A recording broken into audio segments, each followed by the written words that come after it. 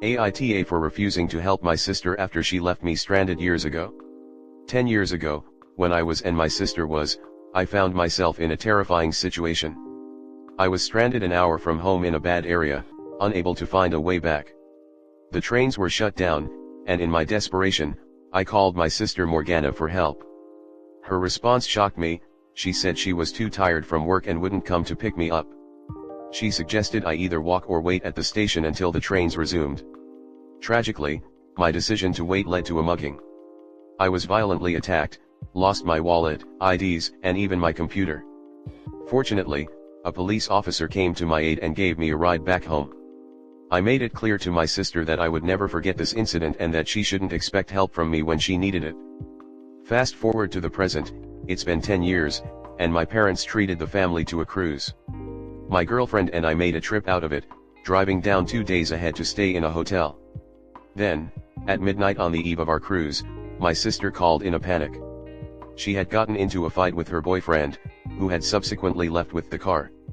Now, she was unable to drive to the cruise dock the next day, stranded outside her boyfriend's house with only her purse. She asked us to make a 10-hour round trip to pick her up, which would have disrupted our plans significantly. In response, I texted her that sometimes life throws curveballs, and she should wait for the buses to start running to get back home. I figured she'd be okay waiting outside on a bench all night, just like I had all those years ago. She called me an asshole, and her boyfriend eventually returned, driving them to the cruise together. She told our parents about the incident. To my surprise, our parents sided with me, stating that she had done the same thing to me in the past and that if she was going to treat me poorly, I had every right to reciprocate. Eventually, she apologized, but I reiterated that she shouldn't expect me to be there for her in the future, given her past actions. Comment.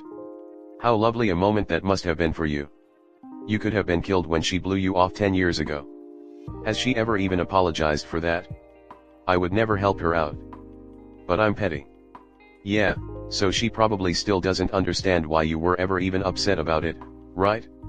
Your sister sounds as clueless and self-absorbed as mine. I haven't talked to mine in nearly a decade, except for once for 12 seconds earlier this year when it was unavoidable. I hope to never see her again. This is the point that many people commenting on this post are overlooking. Op was mugged and could have been killed. And, the sister has never apologized for her actions towards Op. This is why their parents took Op's side on this matter. Not to mention, Op said in another comment that she has been avoiding her sister consistently over the years, so this was not a one-time thing but a moment to make her point to her sister, which she still hasn't grasped. You had the right to refuse just based on the 10-hour round trip. The vengeance for past mistreatment is just icing on the cake. Given the fact that your sister wouldn't help you when you were in a genuinely dangerous situation, really makes it ridiculous that she expected you to help her when the worst thing that would happen to her is not getting to enjoy a vacation. AITA loves these tales of retribution, but if this really happened, how do you feel after finally acting on the grudge you've nurtured for a decade? Would you have preferred that she be mugged? Oh, Yuri, not committing to a 10-hour drive means she would have had to miss a cruise. Her not being willing to drive could have cost you your life, and you did suffer significant consequences. I'm glad your parents defended you here. Yes, therapy might be good, but you'd be well within your rights to demand your sister wasn't allowed on the cruise in the first place, or any other family vacations. Next story 2. AITA for mentioning that my wife can go back to full-time work. My wife has been working part-time for the past 9 years since she gave birth to our first child. We've since had 2 more children for a total of 3, and our youngest will be starting school full-time, Monday to Friday 8:45 to 15:15. During the past 9 years, my wife has been working 3 days a week, apart from the times she was on maternity leave, which was for a year after each child. This was what she wanted, as she wanted more time with the kids, which I fully supported. During the 3 days a week that she worked, I did the school run in the morning and got the kids ready and prepared their lunch. My mother did the afternoon school/nursery pickups. The 2 days a week she was off, I also got the kids ready. The girls preferred the way I comb their hair and iron their clothes, while my wife prepared their lunches and did the school/nursery run in the morning and afternoon. Since COVID, our work is mostly WFH, we go in once a week each, meaning that we're always available for the school and nursery run, which we share about 60/40ths, with my wife doing the 60. My youngest has been at nursery 4 days a week with my wife working 3. Meaning she has 1 day a week free. She usually uses this time to meet a friend, go out, or do something for herself. She has the youngest with her on Friday and she'll make plans or have time at home. I'll usually work from the office on a Thursday or Friday depending what suits. Our youngest will be starting school in September and I mentioned to my wife it would be good to have a 2-income household again, as I can take a step back from consulting and find a 9 to 5 that would be less stressful for me. She absolutely lost it, started shouting at me asking, how could I be so selfish?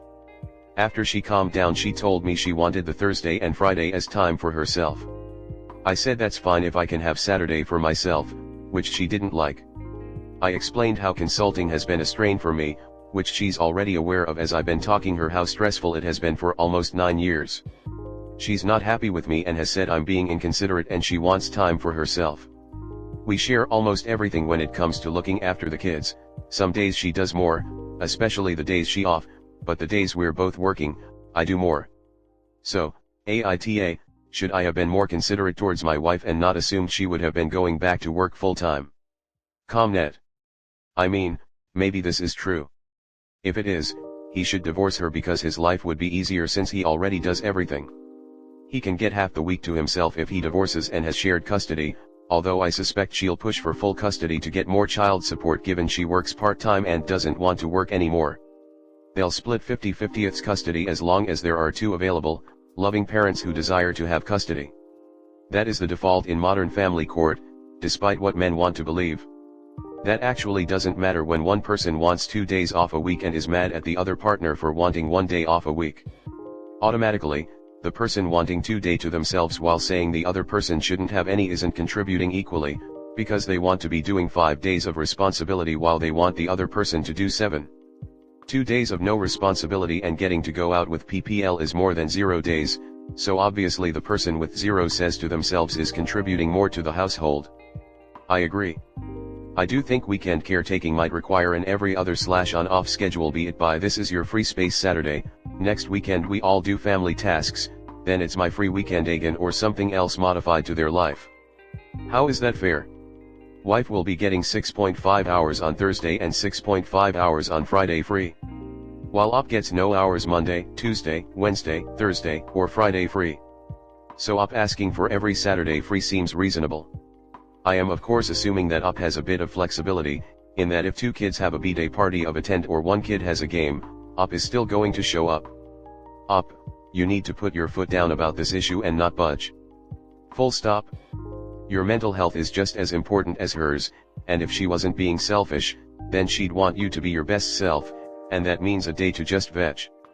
I am a stay-at-home mom through the fault of a careless driver. While I do have a bit of cash flow, my husband is the main income earner and always will be.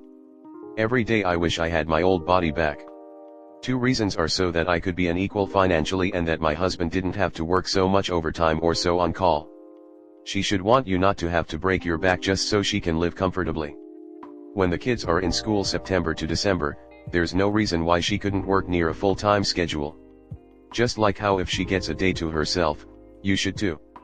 My husband's first day off, I try my best to let him be, he usually just sleeps tbh, and in return, I get to sleep in on the weekends while he handles the kids. There needs to be compromise or you're going to burn out and this marriage will suffer. Next story 3. AITA, I will no longer feed my friend when she comes over like I do with my other friends. I actually feel like this is a possibly stupid question, but my friend group is split over this and I need an unbiased opinion.